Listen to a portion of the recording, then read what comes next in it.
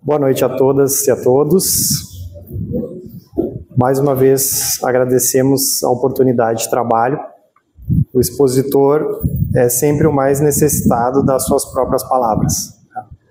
Nessa nossa busca de transformar essas palavras em ações, em atitudes e se renovar a cada dia na busca desse aprendizado que não é fácil. Quando o Beto me pediu para falar nesse dia de hoje, a primeira coisa que me veio à mente foi a questão do Natal, do Espiritismo, Natal, mas uma leve intuição me disse para fazer um tema um pouco mais amplo, né? não tão específico, o que até foi bom. Eu vi que teve outros palestrantes na quarta-feira, né, que falaram um pouco sobre essa temática, e aí o bom é que fica gravado, a gente pode ir lá olhar para ver também, senão vai ficar aquela coisa que nem filme de sessão da tarde no Natal, é só Natal, né? Só Natal, Natal. Então a gente vai falar aqui um pouquinho, claro, mas de forma diferente. Então fico feliz com poder vir pela primeira vez aqui na quarta-feira, fazer novos amigos, né? Ver que tem bastante gente, tem mais gente hoje do que no pré-caju, hein? Ver que o pessoal tá mais, né? Ver que o pessoal tá mais animado. Então, normalmente quando eu uso o recurso da projeção, eu começo com uma imagem, mas hoje eu estou mais provocativo, né? Já que estamos aqui juntos, vamos trabalhar juntos, eu vou fazer algumas perguntas hoje. A primeira é fácil. Quem é o mestre? Quem é o mestre? Jesus, né? Então, por que Jesus, né? Porque os Espíritos nos disseram. Essa questão, que é a questão 625 do Livro dos Espíritos, ela é famosa porque ela traz talvez a resposta mais curta que os Espíritos deram para todas as 1000 e tantas perguntas que tem lá. Quando eles perguntaram qual era o tipo mais perfeito, né, que o homem poderia se guiar, né, para ter como modelo, guia e modelo, eles só responderam Jesus. E notem que quando o Espiritismo ele não nasce com nenhum tipo de viés. Não nasceu dentro de alguma outra religião ou de um lugar tipicamente cristão. Não. Ele nasce a partir de investigações. Então a resposta dos Espíritos ela poderia ter sido qualquer outra diferente. E vem confirmar o que na verdade já estava escrito nas Escrituras. Então, lá em João, quando ele fala o verbo se fez carne e habitou entre nós, quem é o verbo? Né? O verbo seria Jesus. Depois se confundiu um pouco, né, com a Igreja Católica, a Santíssima Trindade, Jesus é Deus, a gente sabe no Espiritismo que não. Jesus não é Deus. Jesus, para nós, é o governador do planeta. Um planeta de 4,5 bilhões de anos. Né? Creem ou não, né? A gente tem como hoje fazer datações na matéria e descobrir quanto tempo as coisas têm. E aí a gente fica pensando, então Cristo tem mais do que 4,5 bilhões de anos? Sim. Anos terrestres, né?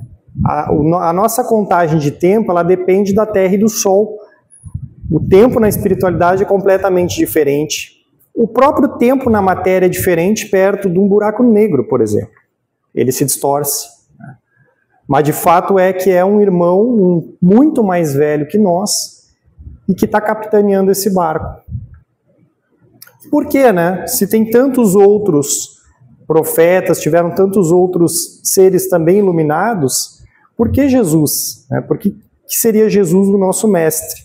Porque ele disse, eu sou o caminho, a verdade e a vida, ninguém vem ao Pai a não ser por mim.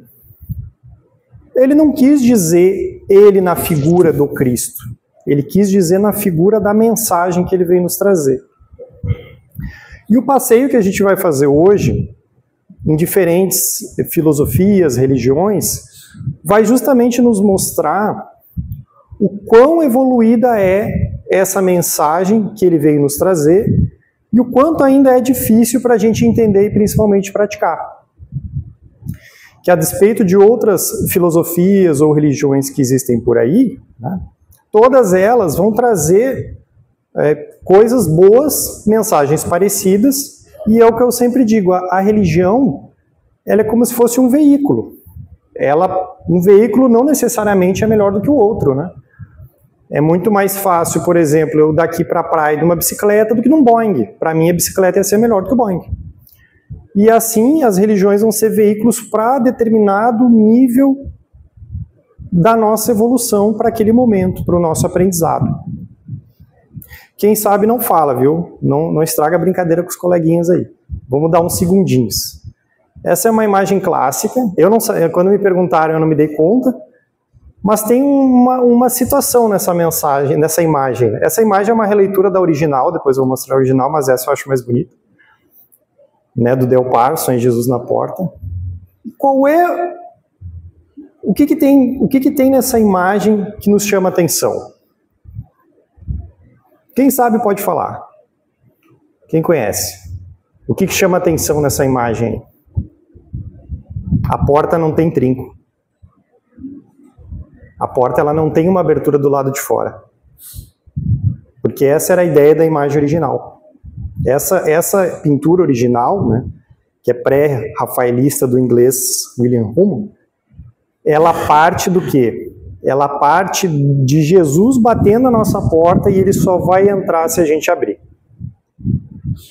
Ela é baseada, inclusive, né, nessa passagem do Apocalipse, que fala: eis que estou à porta e bato. Se alguém ouvir a minha voz e abrir a porta, entrarei em sua casa e cearei com ele e ele comigo. Essa imagem original, a porta é cheia de vegetação, parece que ela está incrustada, que é o quê? Representa o quê? Representa as nossas mentes fechadas para a mensagem do Cristo. Então, eu vou voltar, eu posso mais essa. A gente poderia ficar aqui a noite inteira falando disso. De por quantas experiências a gente já passou com a mensagem do Cristo, seja espíritas ou não, e a gente ainda tem essa imensa dificuldade de entender o que ele veio nos dizer. Então, o Natal, essa época, ela é, de certa forma, propícia para isso. Na verdade, esse deveria ser o principal motivo. Né? Porque a gente sabe que a data, né? A gente sabe que a data 25 de dezembro, ela foi uma data lá, né, vinda do paganismo. Ela tem uma origem ali por volta de 274 d.C., quando o imperador romano Aureliano ele determinou que se comemorasse o Deus Sol do solstício do inverno, que na verdade é 21, não é nem 25, né?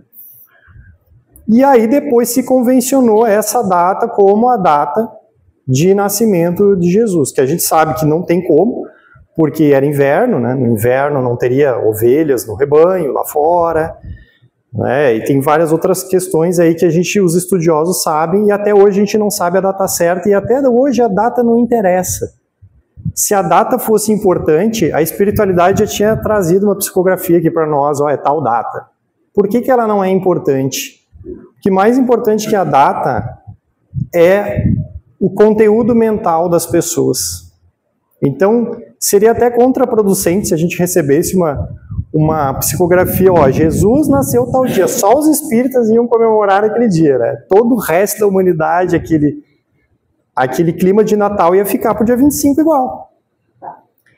Então, o dia 25, essa época, ela é utilizada pela espiritualidade também para, de certa forma, utilizar essa nossa matéria mental que muitas vezes está mais direcionada para um processo de caridade, de bondade, de renovação, para operar algumas coisas aqui na Terra. Isso a psicografia, vários livros já trazem isso. Como se utiliza desse momento para... Mas a gente sabe que o processo religioso ele vem antes de Cristo. O homem, ele tem essa busca por Deus, essa ligação muito mais antiga. O que até é difícil de colocar isso dentro da história. Essas bonecas chamadas de Vênus, né, eram esculturas, que até hoje se discute se era um processo só cultural, mas muito se acha que era um processo religioso. A religiosidade, ela nasce com certeza lá pelo Alto Paleolítico, que é esses 28 mil anos antes de Cristo. Talvez muitos estudiosos acham que até antes, por analisar as pinturas, né, dos povos do homem lá mais primitivo.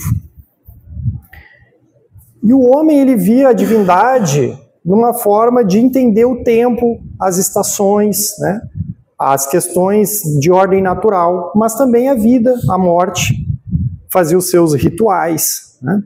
Buscava entender se aquela passagem para uma outra dimensão, aquele corpo, aquele espírito, aquele ser ia se permanecer.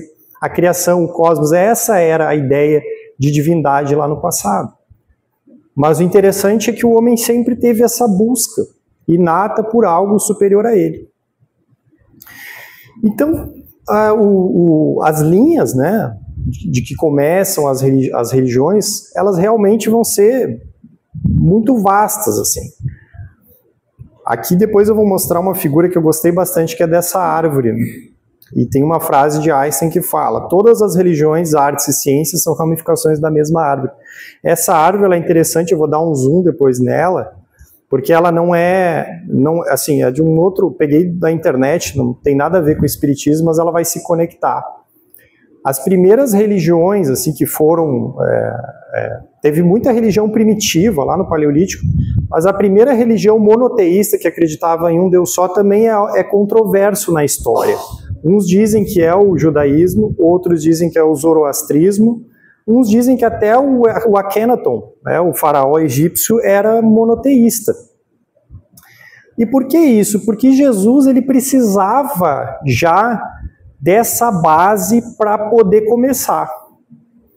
Por que ele chegou lá há 2000 anos e pouco atrás? Porque essa ideia monoteísta ela já estava bem enraizada em alguns povos. E isso ia ajudar a ele conseguir dar essa mensagem que até hoje nós estamos estudando. Então, antes do cristianismo, a gente vai ter aqui o platonismo, o judaísmo, o helenismo. O hinduísmo é a religião mais antiga que se tem assim documentado, e no hinduísmo eles acreditam plenamente na vida após a morte, evocação de espíritos, tudo certo. Já é uma religião bem antiga que já tem esse valor da espiritualidade, né, funcionando. E aí a gente vai ver ali que tem a oficialização, se é 380, 365, vai depender da fonte, isso não importa. Mas eu quero que vocês notem que aquela setinha verde, ela está apontando para um raminho aqui bem fininho, né? Ali quase na base do tronco. Então vocês vão acompanhar ela comigo para vocês verem onde é que ela vai parar. Então a gente vai subir nessa árvore, tronco do cristianismo, vai separar o cristianismo dos ortodoxos, né, os gregos, os russos. A gente vê que lá a Bíblia deles tem muito mais livros, é uma Bíblia com outros livros, já dei uma olhada, tem uma outra vertente. E depois tem ali o restauracionismo, né, com outras crenças, a grande cisma, e ele vai subindo e aquele raminho está vindo lá de baixo, estão vendo, né? Acompanhando aí, né? E aí depois há uma grande ramificação da Igreja Católica Romana. Então ali no cantinho aqui vai ter a renovação carismática, antes tem a Opus Dei, e tudo isso está em ordem de data, né, de baixo para cima. Então vai ter o pentecostalismo, os neopentecostais, e vai se ramificando da parte do restauracionismo aqui também. E aqui esse raminho verde quem é o espiritismo. Ele não é ramificação de ninguém, ele vem lá da base. Ele vem lá do cristianismo primitivo. Então a gente cria uma espécie de cristianismo diferente dos demais. Como isso está no mundo hoje? Hoje no mundo, a grande maioria são de cristãos. Então a gente tem ali 33% de cristãos, 21% de muçulmanos, né? Depois tem os hindus, budistas, e depois vai ficando mais restrito. Só que, como a gente viu, os cristãos eles vão se espalhar por várias denominações, como a gente viu na árvore anteriormente, né? Isso não é diferente para o islamismo e nem para o judaísmo. Eu não quis botar aqui, porque essa parte é só uma introdução, né? Para a gente acelerar, não é o tema da noite, mas é só para fazer o contexto de que lá também no judaísmo e no islamismo há uma enorme ramificação. Tá? E a projeção para 2050 é que vai ser mais ou menos parelho o islamismo com o cristianismo. Por quê? Porque estamos tendo mais adeptos? Não, é só uma questão de densidade demográfica, de fertilidade. Então, nos países onde tem a cultura do Islã, a fertilidade é 3, né, enquanto que Os cristãos são 2,7%, então a tendência é que teriam mais, né, e seria mais ou menos 30% a 30% de cristãos e muçulmanos se essas projeções se confirmarem. Claro que não pode não se confirmar, pode não ter tanta gente assim, pode ter migrações, mas é só um dado. Lá no livro A Caminho da Luz, esse aqui, o benfeitor espiritual, né, de Chico Emmanuel, ele vai nos dizer que Maomé, a missão inicial dele não era essa, na verdade, de criar uma outra religião, mas era, na verdade, abarcar ali, organizar, restaurar, né, os cristãos ali que estavam sobre aquele abuso romano nos ambientes da Europa. E ele era dotado de uma faculdade mediúnica muito extraordinária. Só que ele acabou indo para um outro lado, né? Ele acabou criando uma outra religião, o que também nós não temos nenhum aqui, não estamos fazendo nenhum julgamento de valor, né? É diferente, também tem seus aspectos positivos, ela vai abarcar Jesus, vai abarcar Moisés também, mas ela vai trazer muito aquele espírito mais, vamos dizer assim, belicoso de Deus, né? De Deus mais punitivo, que não é tanto a linguagem de Jesus.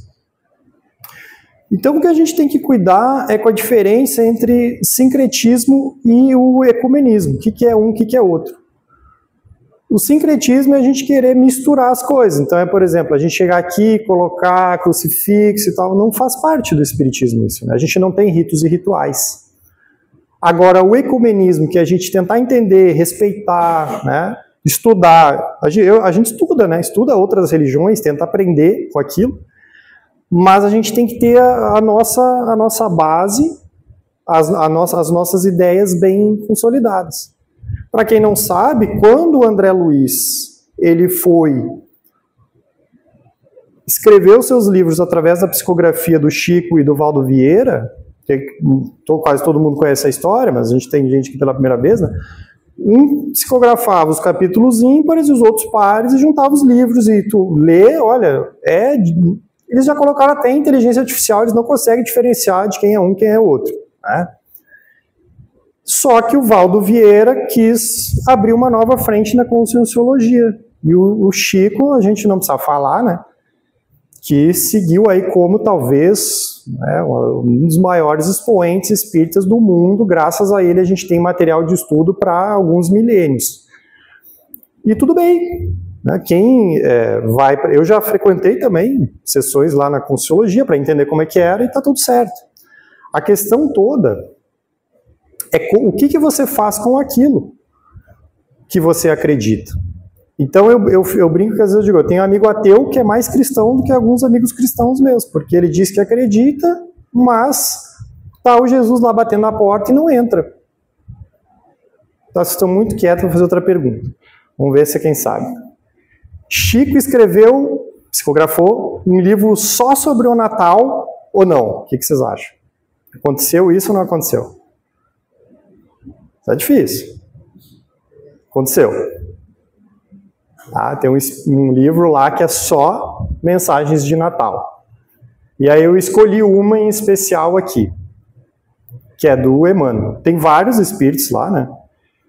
Espíritos diversos, mas essa eu achei muito interessante, que diz o seguinte: na celebração do Natal, diminui quanto possível a matança dos animais, nossos companheiros na romagem evolutiva. Não olvidemos que o Senhor encontrou junto deles o seu primeiro lar na insegurança da estrebaria. Difícil, né? Pô, eu não vou nem dizer, eu já sei que nessa encarnação, nasci no Rio Grande do Sul, churrasca na mamadeira, gente. É difícil, não vai dar. Mas assim, o que o Emmanuel está dizendo ali? Diminui. A gente não precisa fazer aquela mesa com todos os tipos de animais possíveis, né? Até porque a indústria da carne, ela é altamente predatória, gente. Eu recomendo para quem puder assistir no Prime um documentário chamado 10 bilhões, o que tem para comer. Trata de uma projeção que a gente vai ter 10 bilhões de habitantes, provavelmente, né, daqui a alguns anos, lá por 2050 também. E alguém vai dizer, não, mas alimento tem para todo mundo. Não. Hoje, 3/4 das áreas agricultáveis são para alimentar os animais que vão para a indústria. E como o Galo até falou aqui no sábado, tem gente que passa o ano inteiro sem comer um frango. E a indústria de alta produtividade que a gente conhece, ela não é efetiva, porque ela está, para cada quilo de carne, vai milhares de litros de água. Então a gente mudar pequenos hábitos não é parar da noite para o dia de comer carne, é às vezes até tu comprar de um lugar orgânico, que tu vai ajudar aquela população, aquele pequeno povoado, um ovo de lá, é pequena coisa. Nós somos responsáveis pelo nosso consumo. Então, se a gente não fizer as pequenas mudanças necessárias para pensar lá na frente, o descarte, a gente vai estar contribuindo, né, para dizimar os nossos recursos do nosso planeta. Então é mais ou menos nessa linha que ele quis dizer, diminui. Né? E aí agora nós vamos entrar nas armadilhas, né, nas armadilhas das religiões que a gente tem que ter cuidado. Principalmente nós cristãos. Então a primeira da riqueza material. Essa no espiritismo até não é tão, né? Aqui não entra muito, já é difícil de conseguir às vezes, não tem dízimo, né? Ninguém entra no espiritismo achando que vai ficar rico, prometendo coisa. Mas o que eu fico surpreso é que às vezes algumas denominações ditas cristãs dizem que o cara vai ganhar e vai ficar rico e que vai prover, e Jesus nunca falou. Nem lá no Eclesiastes, no Velho Testamento, tem isso. Está lá, ó, quem ama o dinheiro jamais terá o suficiente. Quem ama as riquezas jamais ficará satisfeito com os seus rendimentos. Isso também não faz sentido. E Lucas disse, acautelai-vos e guardai-vos da avareza, porque a vida de qualquer não consiste na abundância do que possui. E Jesus mesmo falou, não se pode servir a Deus em Mamon. Então cuidado que prosperidade não é sinônimo de riqueza material, não tem nada a ver uma coisa com a outra. Chico teve uma vida próspera. Olha, ele começou sendo alfinetado pela madrasta e terminou como uma das pessoas mais amadas do mundo, até porque não é espírita. Porque não é prosperidade isso aí. À custa de muita disciplina. Quem viu o filme, por exemplo, do José Arigó? Milhões de curas. Milhões de curas. Foi preso 2 vezes. Quando foi preso, a mulher dele não tinha dinheiro, teve que voltar a costurar para uma penca de filho pequeno. E olha a vida próspera dele. Um ser que só fez o bem. Então a prosperidade ela não está atrelada à riqueza material. Até porque Jesus também falou, é mais fácil, né, o cabo entrar no buraco de uma agulha do que o rico entrar no reino dos céus. Então a gente tem que, né, largar de mão disso aqui. Né. Essa aqui é forte. Isso aqui que é o que a gente tem que tomar cuidado, que é o moralismo. Né. Então lá em Provérbios já dizia, aquele que perdoa uma ofensa cobre a transgressão e demonstra amor, mas aquele que a joga no rosto separa os melhores amigos. E no Novo Testamento, lá na carta de Paulo aos Efésios, antes sede uns para com os outros benignos, misericordiosos, perdoando uns aos outros, como também Deus os perdoou. Então a gente tem o caso da mulher adúltera, Jesus nem julgou. E às vezes a gente acha que porque a gente entende um pouco de espiritismo, a gente já sabe que aquela pessoa está com obsessor, né? Eu gosto. Só pode ser. Quem somos nós para dizer, né, o que aquela pessoa está passando? Às vezes a gente nem conhece a vida da pessoa. É difícil? Claro que é difícil. Às vezes a gente vê tanta injustiça, como a gente sempre fala, há injustiça, mas não há injustiçados, e é difícil a gente fazer esse exercício de não julgamento. Aliás, na verdade, ele é literalmente impossível. Está na parte da ciência comportamental, é tema para uma outra palestra. Mas o esforço de entender esse nosso sistema comportamental, nosso sistema cognitivo, ele tem que vir de nós, a partir do momento que a gente se diz espírita, né? Depois nós vamos ter o que lá, né? Nós vamos ter a passividade, que também é um grande problema. Porque às vezes a gente acredita que, pelo fato da gente ter uma fé ardente, as coisas todas vão acontecer. Então voltamos lá no Eclesiastes que diz, ó, o que as tuas mãos tiverem que fazer, que o façam com toda a sua força. Pois na sepultura, para onde você vai, não há atividade nem planejamento, não há conhecimento nem sabedoria. E lá em Coríntios, né, a primeira carta de Paulo, ele vai dizer, portanto, meus amados irmãos, sede firmes e constantes, sempre abundantes na obra do Senhor, sabendo que o vosso trabalho não é vão no Senhor. Então, na palestra de sábado, o Galo trouxe uma frase assim que, sabe quando tu já escutou várias vezes aquilo ali, mas dá o clique diferente? É uma frase, eu não sei se é no Livro dos Espíritos ou no Evangelho, mas sei que é na literatura de Kardec, que é bem curta e diz assim: Deus assiste aquele que age, não aquele a que se limita a pedir. E passou um filme assim na minha cabeça, porque eu comecei a lembrar de quando a gente fazia as obras de caridade, né, lá no centro espírita que eu frequentava no Rio Grande do Sul, a gente fazia visitações, né, e me veio aquela sensação de vários dias que eu estava mal, assim, que eu queria ajuda de alguém, só que eu tinha o compromisso, eu ia e eu ficava totalmente renovado, tudo se sente bem. Então, às vezes, o mal da nossa vida é a falta de caridade, é a falta de ter quem ajudar, porque ao ajudar o outro é que a gente vai ser ajudado. Então, a gente ficar na passividade é contra aquilo que Jesus fez e pregou, que passou a vida inteira, e depois os apóstolos dele também. Numa época em que não tinha WhatsApp, não tinha e-mail, que eles tinham que ir de lugar em lugar para falar, né, para mostrar, para curar as pessoas. Então, quando a gente vê, por exemplo, os grandes expoentes do Espiritismo mesmo, estão sempre em função. O Divaldo, né, 90 e tantos anos, não para quieto, né, estava lá no congresso e volta, aí saiu do hospital, já estava dando palestra. Por quê? Porque ele sabe que cada vez que ele faz isso, ele se alimenta desse amor que ele distribui. E isso é uma coisa que para nós ainda é mais difícil, né, porque é um exercício também constante de colocar essa prática em dia. Mas saindo das armadilhas, vamos entrar na mensagem, né? Quais são as mensagens que o mestre veio nos trazer? A primeira de todas é justamente o consolo. Por isso que eu escolhi o capítulo do Cristo Consolador. Ele vai dizer: vinde a mim todos os que estáis fatigados, né? Cansados e oprimidos, eu vos aliviarei. Tomai sobre vós o meu jugo e aprendei de mim, que sou manso e humilde de coração. E encontrarei descanso para a vossa alma, porque o meu jugo é suave e o meu fardo é leve.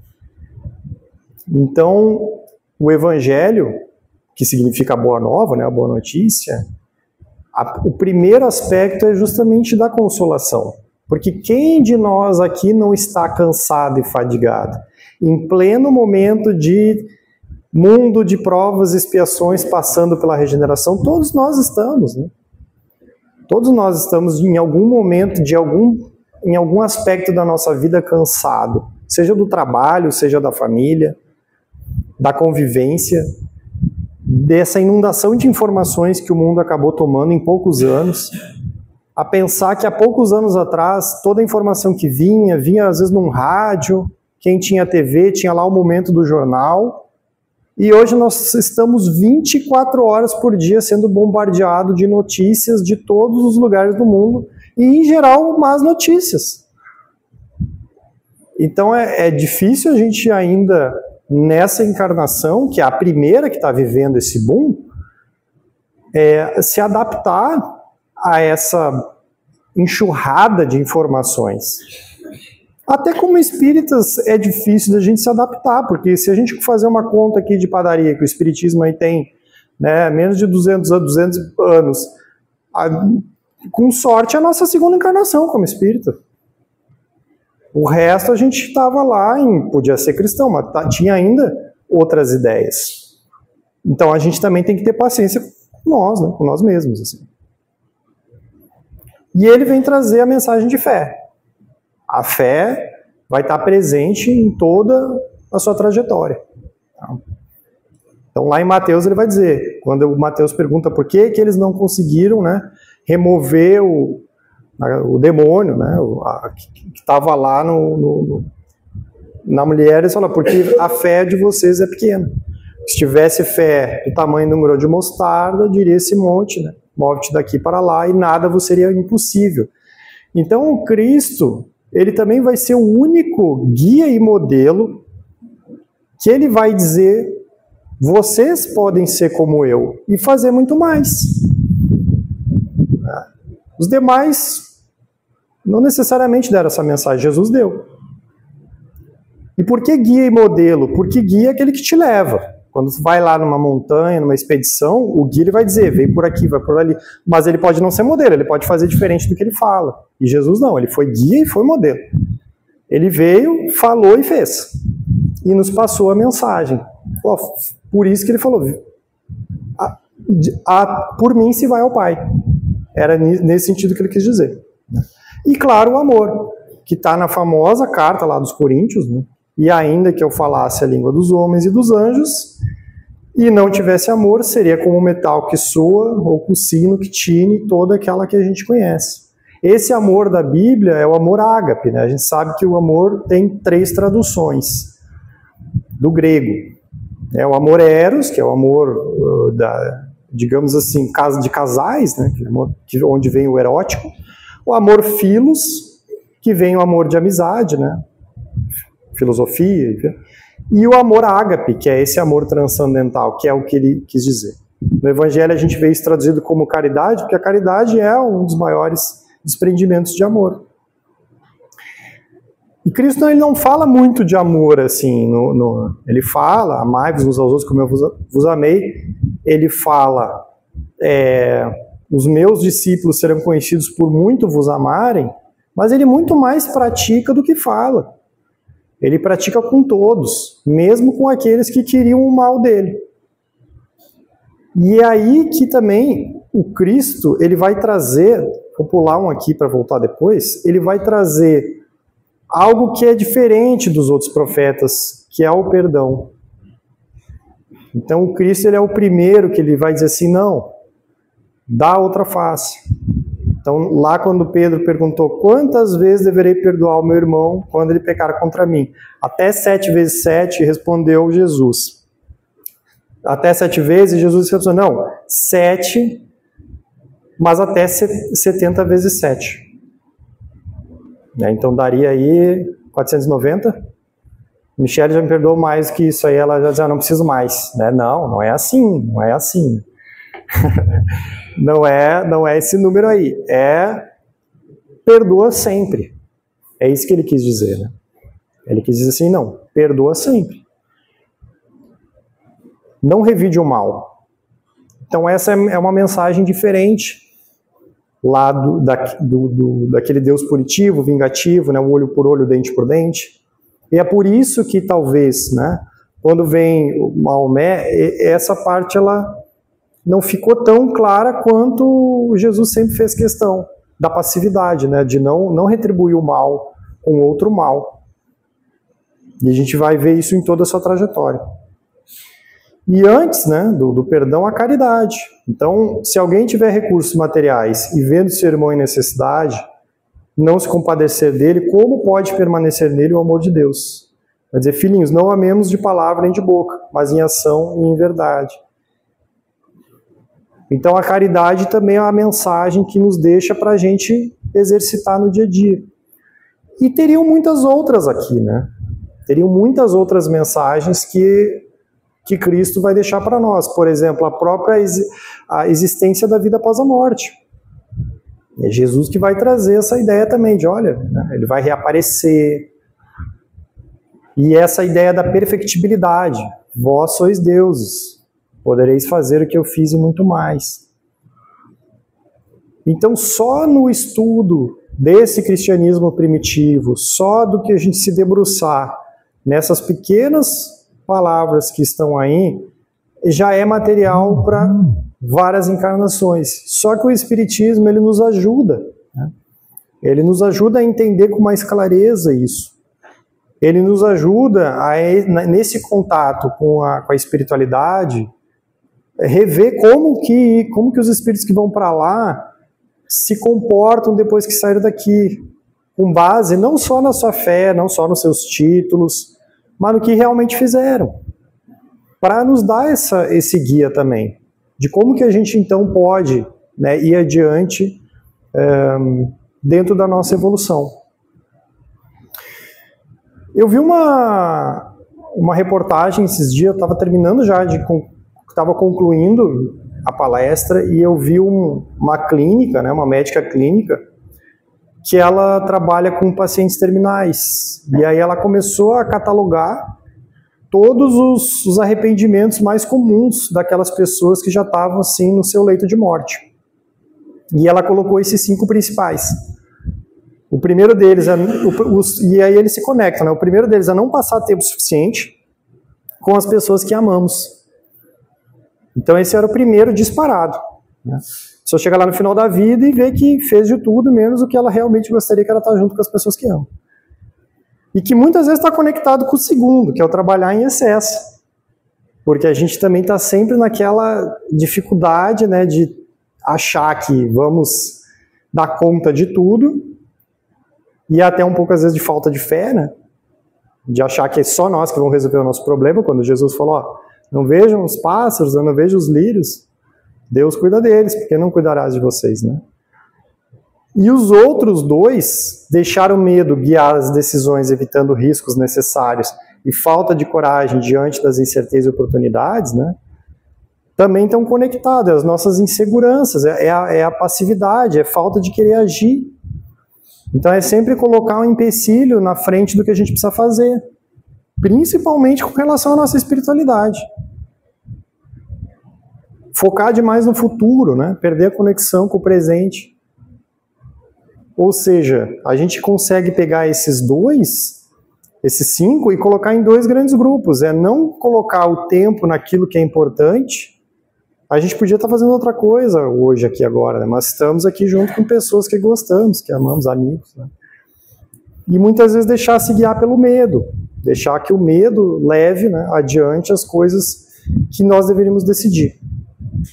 Então, para fechar, eu vou colocar um poema aqui, um cordel de Natal, do Braulio Bessa, acho que muitos já conhecem, que é lindo, né? E depois eu vou trazer um poema também, que é uma psicografia. Então, primeiro, vamos ver o Braulio. Eu preparei o meu poema de hoje, um poema do Padre de Natal, e que as pessoas possam ter consciência desse verdadeiro espírito do Natal. Nesse Natal você possa entender que você vem para esse mundo sem nada, você vai embora, você não vai levar nada, então vamos pelo menos deixar alguma coisa boa. O meu poema de hoje diz assim: que você, nesse Natal, entenda o real sentido da data que veio ao mundo um homem bom, destemido, e que o dono da festa não pode ser esquecido.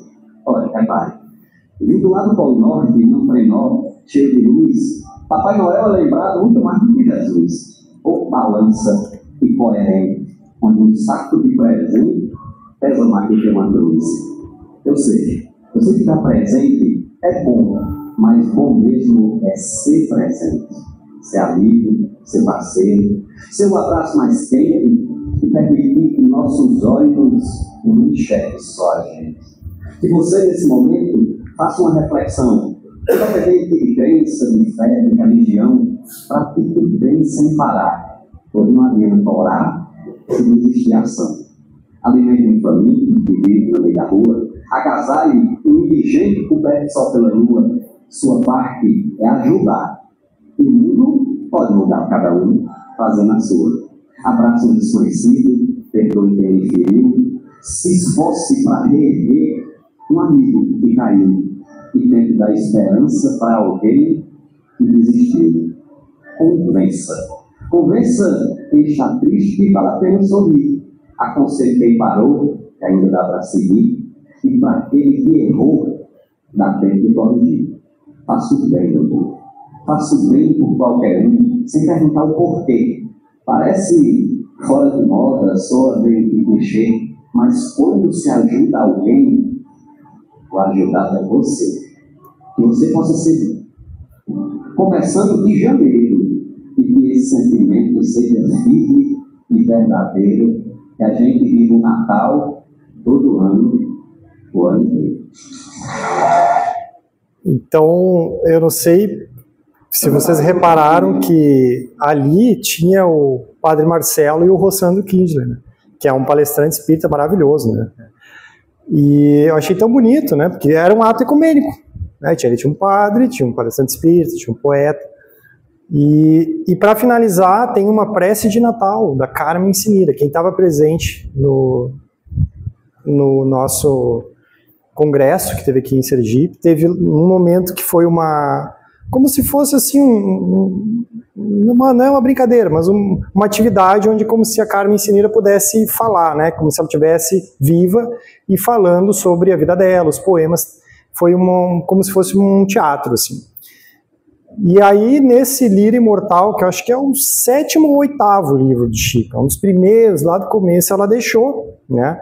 O Chico psicografou essa prece que diz assim, ó: Senhor desses caminhos cor de neve, de onde desceste um dia para o mundo, numa visão radiosa, linda e breve, de amor terno e profundo, das ampliações augustas dos espaços, do teu Natal de eternos esplendores, abriga nos teus braços a multidão dos seres sofredores. Que em teu nome receba um pão o pobre que tem fome, o trapo, o nu, o aflito uma esperança. Que em teu Natal a terra se transforme num caminho sublime, santo e enorme, de alegria e bonança. Apesar dos exemplos da humanidade, do teu amor a toda a humanidade, a terra é o mundo amargo dos gemidos, de tortura, de treva e impotência. Que a luz do amor de tua providência ampare os seres tristes e abatidos. E em teu Natal, reunidos, nós queremos, mesmo no mundo dos desencarnados, esquecer nossas dores e pecados, nos afetos mais doces, mais extremos, reviver a efeméride bendita da tua aparição na terra aflita, unir a vossa voz à dos pastores, lembrando os milagrosos esplendores da estrela de Belém, pensando em ti e reunindo-nos no bem, na mais pura e divina vibração, fazendo da humildade nosso caminho de felicidade, estrada de ouro para a perfeição. Então, um poema, uma prece, né, bem interessante, para nos deixar aí a mensagem de que todos nós sempre teremos alguma coisa para fazer para ajudar. Seja um parente, a um amigo, a qualquer pessoa, né, que venha até nós. Então, essa era a mensagem, né, da noite de hoje. Mais uma vez, muito obrigado pela caridade da atenção e até a próxima.